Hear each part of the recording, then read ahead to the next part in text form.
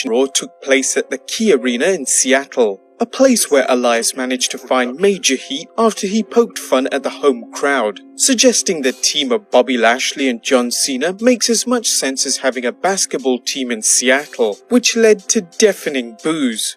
As for those who didn't know, in 2008, Seattle's home basketball team, the Supersonics, left the city and relocated to Oklahoma City, where the team was renamed to Thunder.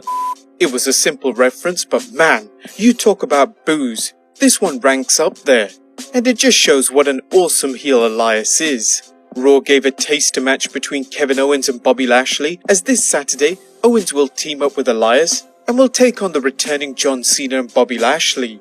This time Owens came out the victor with a roll-up, but how will the duo fare against John Cena? Throughout the night, and similar to last week's show, the WWE continued to show signs of Dean Ambrose turning on his Shield brothers.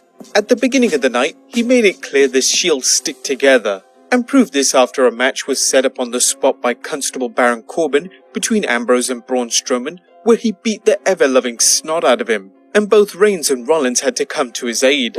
But backstage, Ambrose, who was still recovering from the beating, was showing frustration, and before leaving, mentioned to Rollins, "I could be Intercontinental Champion right now." And later in another backstage promo with Reigns, he again said, "I might be the Universal Champion right now," proving that Ziggler's words had affected him last week when he said he had nothing, as well as teasing dissension. It's clear WWE are making Ambrose look like the weakest of the three, but we still support our original theory on what will happen. Check it out if you can, the link is in the top right corner.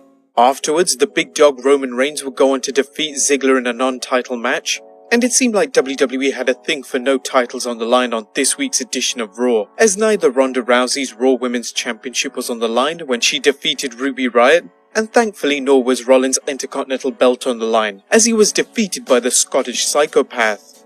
Whilst the win wasn't clean as Rollins was distracted by Ziggler, it's still a big win for McIntyre. Post-match, this led to a brawl between all 6 men, with Ziggler, McIntyre and Strowman standing tall as they demolished all 3 members of the Shield. Will we see the same result this Saturday?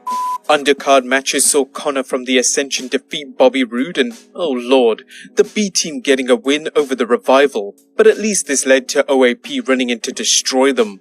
The last match of the night saw Bayley defeat Alicia Fox, who hasn't won a match since July and has been on a losing streak, which now totals to 6 matches in a row.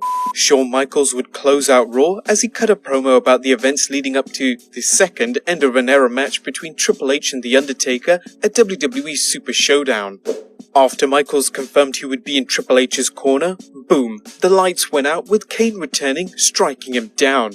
Boom, the lights go out again and The Undertaker appears. Triple H runs in and we finally have D-Generation X versus the Brothers of Destruction. Taker then tombstones Triple H, with the brothers standing tall as the show ended. What did you guys think of Raw?